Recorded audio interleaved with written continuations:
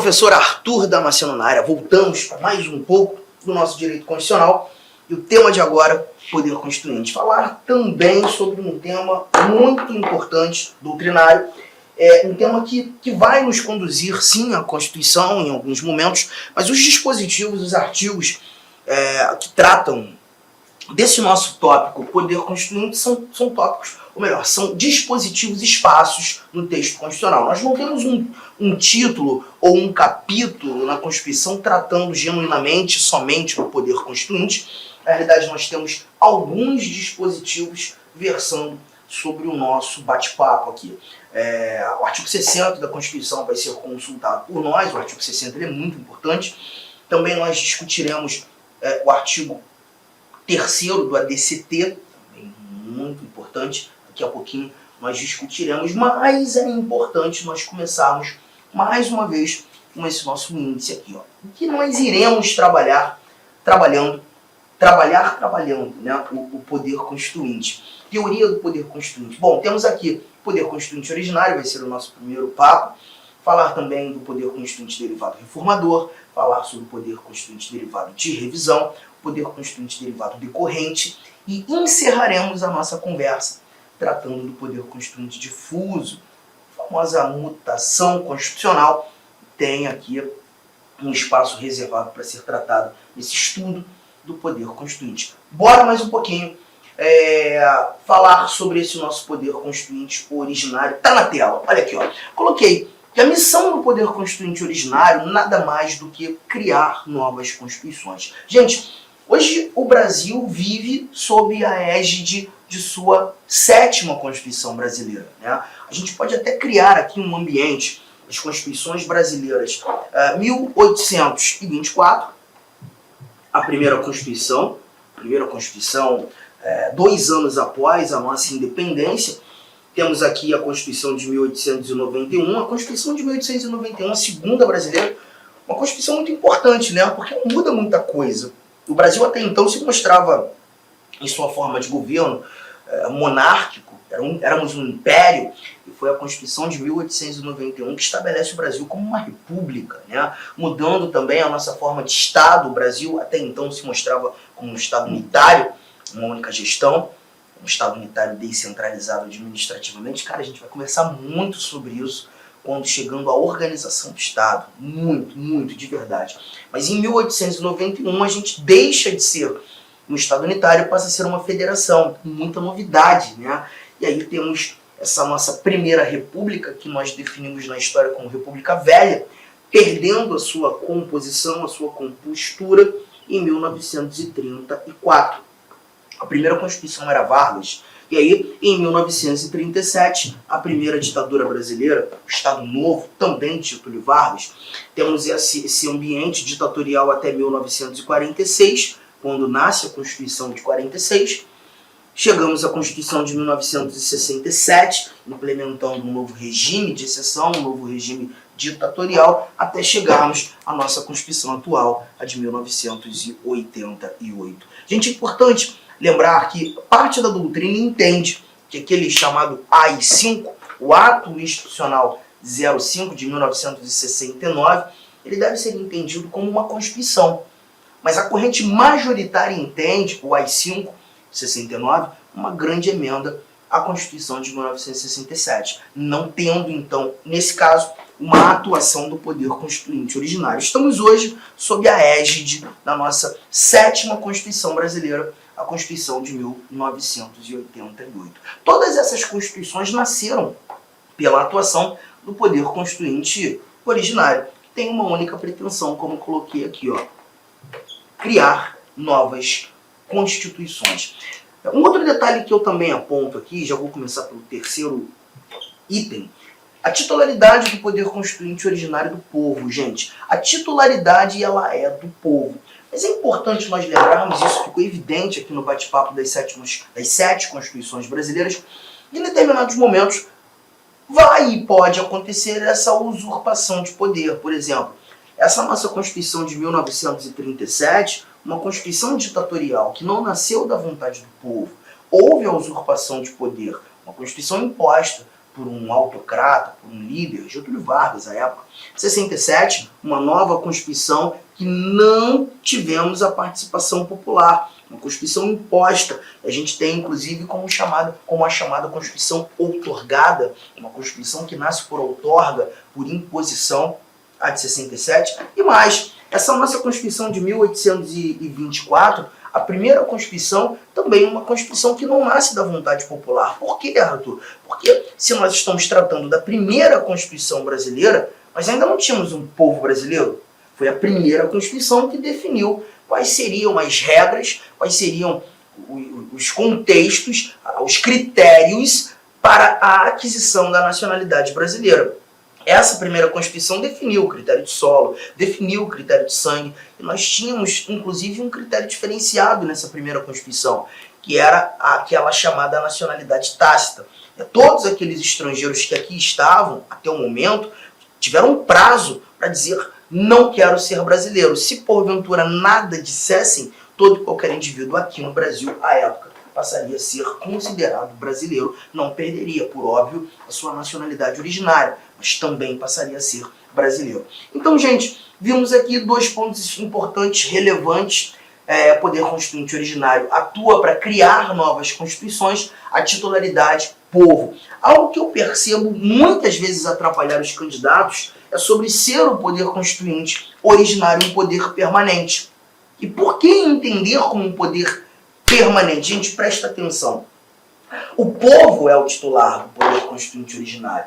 E por ser titular do poder constituinte originário, o povo se mantém presente. O povo não deixa de existir quando do nascimento de uma nova Constituição. Se mantém inerte, porém presente. Muita gente acaba errando, alternativas tratam do poder constituinte originário como um poder temporário, marca como correta, né, e falha, e perde a questão, por entender que o poder constituinte originário não atua o tempo todo. Nós tivemos aqui intervalos para a atuação do poder constituinte originário. Né? Mas a ideia de chamá-lo como um poder permanente não diz respeito aos intervalos de atuação do poder constituinte originário, mas sim a sua titularidade, que é do povo. O povo se mantém presente, por isso permanente. Estamos apenas inertes quando desse movimento de criar uma nova Constituição, mas estamos presentes. O poder é nosso, o poder é do povo. Então é importante lembrarmos que o poder constituinte originário é sim, sem dúvida alguma, um poder permanente. Avançando um pouco mais, nós temos aqui características desse nosso poder constituinte originário. Perceberemos na leitura dessas características, poder constituinte originário, que nós estamos tratando de características que são simétricas. Perceba, olha a lista. O poder constituinte originário ele é inicial, ele é ilimitado, insubordinado, incondicionado, irrestrito, soberano. Algumas outras palavras poderiam ser acrescentadas aqui,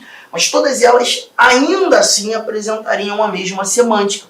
Entender que o poder constituinte ele é ilimitado é entender que ele pode tratar daquilo que desejar, o assunto que achar razoável, necessário, oportuno. Ele não está preso a determinados limites, condições. Ele não é condicionado, ele é incondicionado. Não existem condições para a atuação do poder constituinte originário. Insubordinado, não está preso a regras anteriores. Por exemplo, nascendo uma nova Constituição em 2028, esse poder constituinte originário atuando aqui no Brasil pela 8ª vez, ele não estaria preso às regras da Constituição de 1988.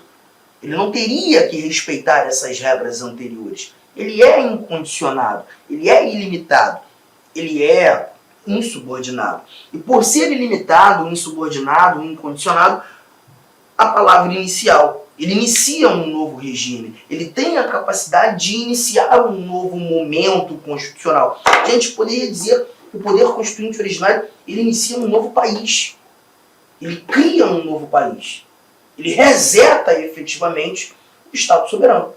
Por isso entender ser ele irrestrito. Não há restrição para a atuação do poder constituinte originário. Soberano. Soberano. Arthur, já vi questões que tratam de maneira diferente isso aí que você está dizendo. Eu sei o que você está querendo dizer.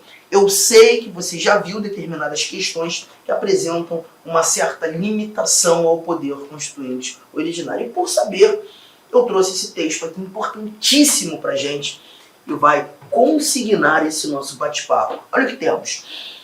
Convencionou-se no Brasil, desta forma, dizer que não há qualquer limitação ao poder constituinte originário. Foi o que a gente comentou. Uma vez que, por estabelecer nova ordem jurídica, não está vinculado ao dever de obediência a qualquer limite de ordem jurídica. É um poder de fato, um poder político, não de direito. Ele cria um novo país. Esse novo país terá a oportunidade de estabelecer as suas próprias regras daqui para frente, não olhando para trás. Todavia, a gente tem aqui um complemento. Olha só, para a corrente justnaturalista, e se você se prepara para um determinado concurso que traz, por exemplo, direitos humanos como conteúdo programático, a corrente justnaturalista, a posição, a teoria justnaturalista, que está voltada ao direito natural, aquele direito que precede o direito positivo, o direito escrito, para essa corrente, contrária à ideia de um poder constituinte ilimitado, o justnaturalismo ele é contrário, tá? Essa ideia da ilimitação do poder constituinte originário. O fato de não se vincular a qualquer regra ou norma jurídica pré-existente, o fato de não estar preso à Constituição pretérita, não dá, lá no finalzinho da quarta linha, não dá ao poder constituinte o caráter de ilimitado, mas tão somente de autônomo. Vou explicar, no sentido de independente, de não sujeito às influências jurídicas anteriores do Estado, que se buscou recriar. Sinteticamente, em razão da anterioridade e da superioridade do direito natural, olha que lindo, eu acho isso muito interessante, tá, gente? Em razão da anterioridade e da superioridade do direito natural, ou seja, daquele direito que precede ao direito positivo, aquele direito que poderíamos inclusive assim entender um direito divino, o direito que está ligado ao implícito do ser humano. O poder constituinte estaria a ele submetido, já que não se trata de regras de direito positivo. Pois para a corrente justnaturalista há essa limitação. Meus amigos, inicialmente eu peço licença a vocês, pois interrompi os seus estudos, mas esse vídeo é um vídeo promocional da Lá Concurso, é um vídeo para você se deparar aqui com o nosso site. Se você quiser assistir o final desse vídeo, se você quiser assistir o PDF, quer fazer o curso completo, ponto a ponto do edital, super atualizado, enxuto, eu convido você a se matricular no nosso curso, tem um link aqui embaixo, o investimento apenas R$ 119,90. Para de reclamar aí que eu cortei o vídeo, cara, vai lá, tira o escorpião do bolso. Não tenho, mentira, não acredito nisso, R$ 119,90, esse curso fabuloso aqui da Lá Concursos, o melhor custo-benefício do mercado, ali você vai encontrar, tá certo? Todo o conhecimento necessário e suficiente para você ser aprovado no concurso da Guarda Civil. Só depende de você. E ainda, você tem ainda a nossa metodologia do Personal Coach, que é o estudo e regime de metas. Bacana? Vamos lá, vem estudar com a gente aqui na Lá Concurso. Forte abraço, fique com Deus. Tchau, tchau.